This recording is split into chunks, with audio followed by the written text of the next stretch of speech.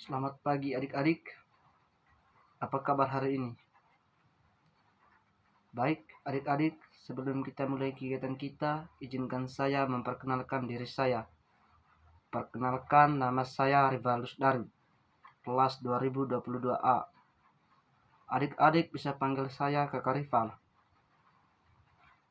Baik adik-adik, sebelum kita mulai, kita berdoa dulu. Dalam nama Bapa dan Putra dan Roh Kudus, amin. Allah Bapa di dalam surga, puji kami syukur atas kehadirat-Mu, atas segala berkat dan bimbingan-Mu tadi malam hingga pada pagi hari ini. Ya Tuhan, sekarang kami mau mulai kegiatan kami. Semoga Engkau selalu melindungi kami dalam proses pembelajaran kami hingga selesai. Ya Tuhan, semoga materi yang kami dapat hari ini dapat berguna masa depan kami. Nama-Mu kami puji kini, esok, dan sepanjang segala masa. Amin. Dalam nama Bapa dan Putra dan Roh Kudus. Amin. Baik adik-adik, hari ini kita akan membahaskan atau mendalami tentang penjelasan HAM dan DUHAM serta jenis hakikatnya. Hak asasi manusia atau HAM dan hak-hak warga negara atau DUHAM adalah hak dan kewajiban yang melekat pada setiap individu sebagai manusia dan sebagai warga negara suatu negara. Berikut adalah penjelasan mengenai hakikat, jenis, karakter HAM dan DUHAM. Yang pertama, hakikat HAM. HAM bersifat universal, artinya hak-hak ini melekat pada setiap individu sebagai manusia terlepas dari ras, agama, suku, bangsa, gender, atau negara tempat tinggalnya. HAM bersifat inalienable, artinya hak-hak ini tidak dapat dicabut atau diambil siapapun, termasuk pemerintah dan lembaga. HAM bersifat intergenerasional, artinya hak-hak ini melekat pada setiap generasi dan harus dihormati dan dilindungi oleh generasi yang mendatang. Jenis-jenis HAM. HAM sipil dan politik seperti hak-hak untuk hidup, kebebasan berpendapat, kebebasan beragama, dan hak-hak politik. HAM ekonomi, sosial, dan budaya seperti hak-hak untuk makan, minum, pendidikan, kesehatan, dan budaya. HAM kolektif seperti hak-hak kelompok minoritas, hak-hak pekerja, dan hak-hak masyarakat adat. Karakteristik HAM.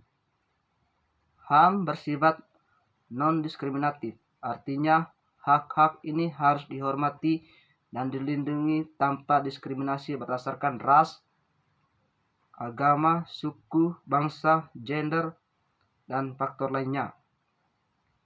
HAM bersifat perorang dan kolektif, artinya hak-hak ini melekat pada setiap individu dan juga pada kelompok-kelompok masyarakat.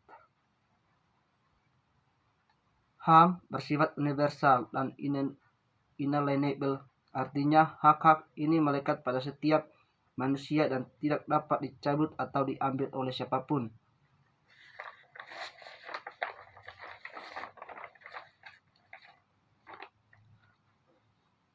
Yang kedua, DUHAM. Hak-hak warga negara adalah hak-hak yang melekat pada setiap warga negara suatu negara.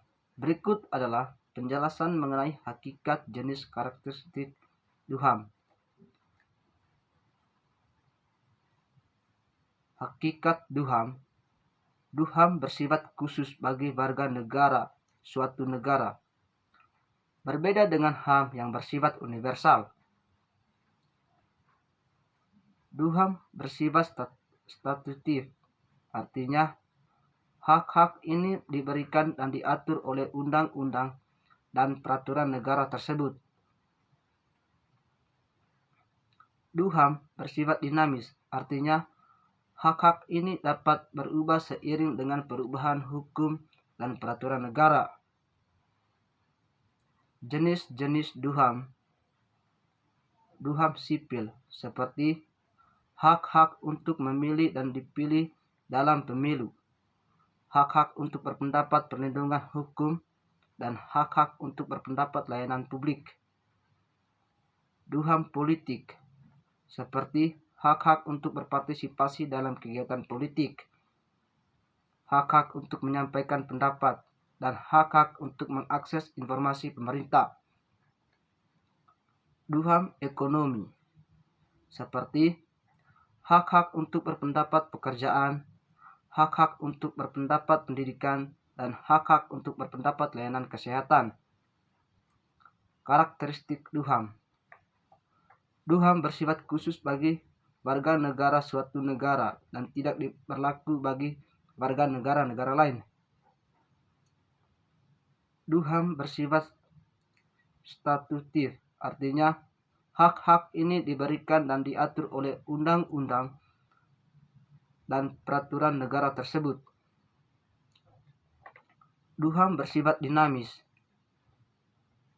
artinya hak-hak ini dapat berubah seiring dengan perubahan hukum dan peraturan negara. Secara keseluruhan, HAM dan Duham adalah hak-hak yang berlekat pada setiap individu dan warga negara, yang bersifat universal, inalienable, dan non-diskriminatif. HAM bersifat intergenerasional, sedangkan Duham bersifat statutif dan dinamis. Adik-adik, demikian materi kita hari ini sudah selesai. Sebelum kita pulang, kita berdoa dulu. Dalam nama Bapa dan Putra dan Roh Kudus. Amin. Allah Bapa di dalam surga, puji kami syukur atas kehadirat-Mu, atas segala berkat dan bimbingan-Mu dari pagi hingga pada siang hari ini. Ya Tuhan, sekarang kami mau pulang ke rumah kami masing-masing. Semoga Engkau selalu melindungi kami dalam perjalanan pulang hingga selamat. Nama-Mu kami puji, kini, esok, dan sepanjang segala masa. Amin. Dalam nama Bapa dan Putra dan Roh Kudus. Amin. Terima kasih.